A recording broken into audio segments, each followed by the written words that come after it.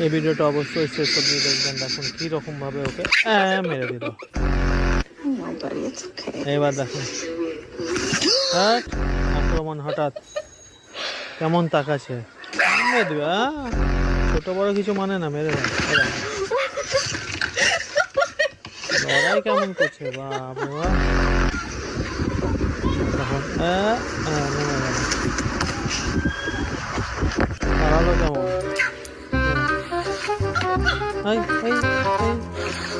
মারছে কি রকম ভাবে।